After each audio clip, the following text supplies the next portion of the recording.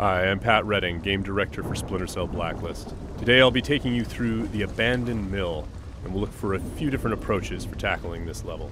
We'll be showcasing the three playstyles present in Splinter Cell Blacklist: the Ghost, the Panther, and Assault. First, we'll ghost through this section of the map, which means we'll take a silent, non-lethal approach and use the shadows as cover. We can tell by the goggle glitch that there's a tech enemy nearby. This enemy jams our visual signal, rendering our goggles useless for the time being.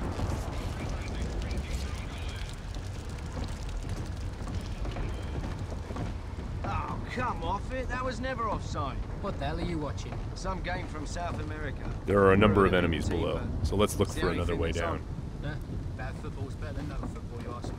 The tech enemy's dangerous. If we get detected, he's also able to deploy recon drones, which can hunt us down and deliver an explosive payload.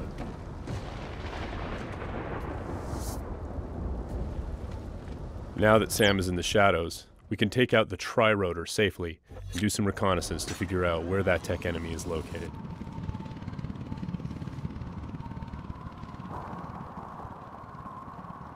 The tri-rotor is equipped with sonar vision and can access areas that are too dangerous or difficult for the player to navigate.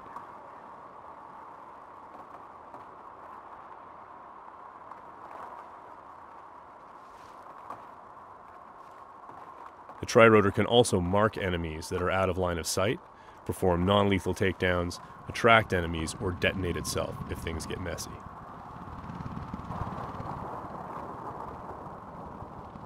We have to be careful though. The tri-rotor makes noise of its own and is visible to enemies, so if we get caught, all hell will break loose. We've spotted our tech enemy hard at work on his laptop.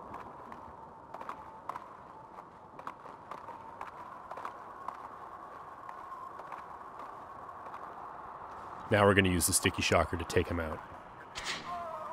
Of course, that's going to leave a telltale body lying around for the enemies to discover and get alarmed with. So we need to move quickly. What have we got here? What's that? One way for us to manipulate the AI is just to attract them outright with a whistle or a whisper.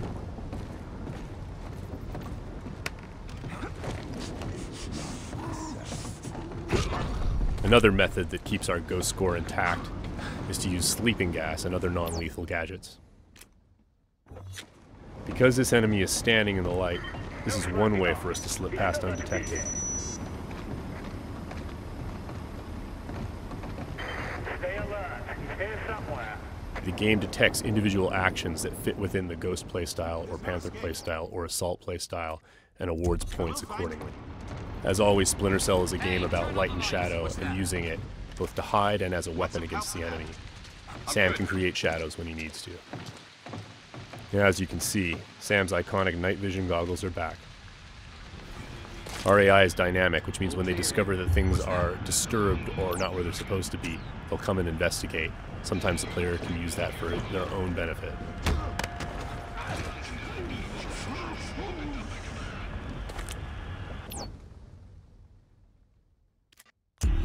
Now that the tech enemy is out of the picture, we can use our sonar goggles to better see our surroundings.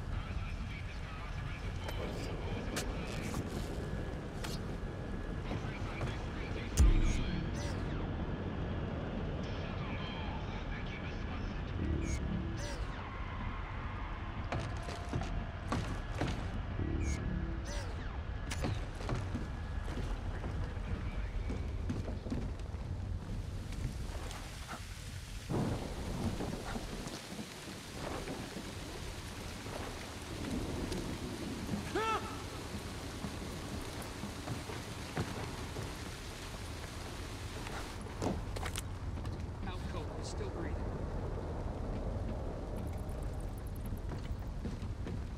Light and shadow are hallmarks of Splinter Cell. We'll use the shadow as our cover to move through this area. All clean here. He just sent us a message.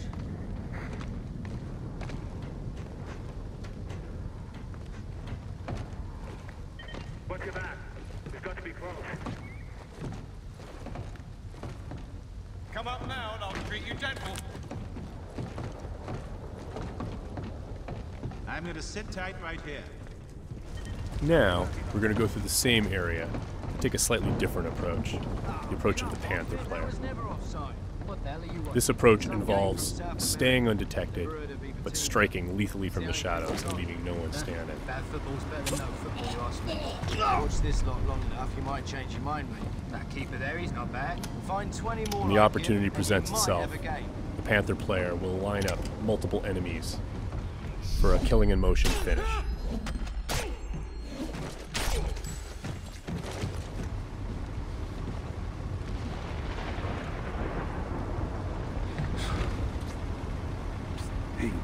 And as with the Ghost, it's still possible to attract and manipulate the AI. It's just the end result is a lot deadlier.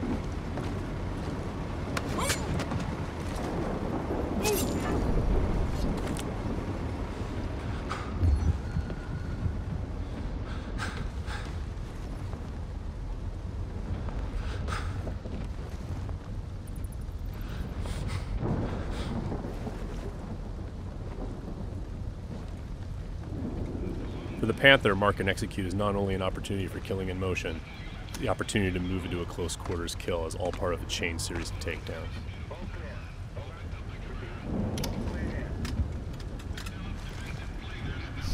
Drone is locked.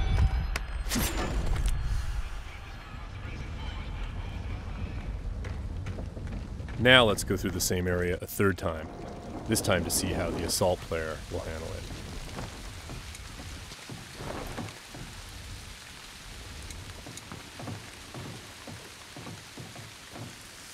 This player's all about taking kinetic action. They don't mind being loud, they don't mind being detected, because they know there won't be any witnesses left behind to say anything about it. We're going to be more aggressive with these guys here and see what happens.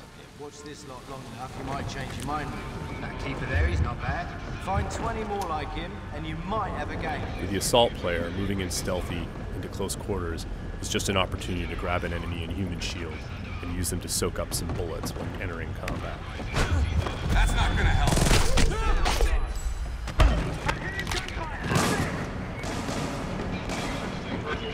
Last known position can be used to mislead our enemies. Because we were detected, the enemies are now on alert, and the tech enemy has launched his drone attacks.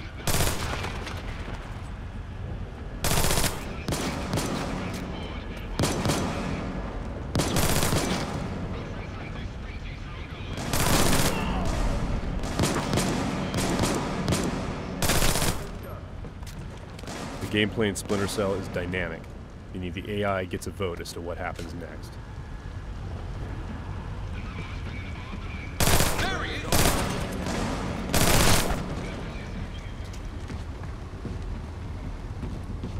Let's keep advancing and take that tech AI out with some hand-to-hand.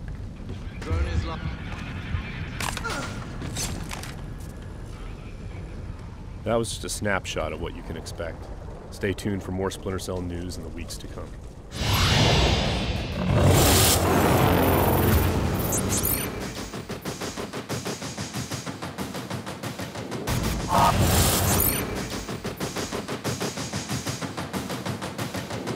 Ah!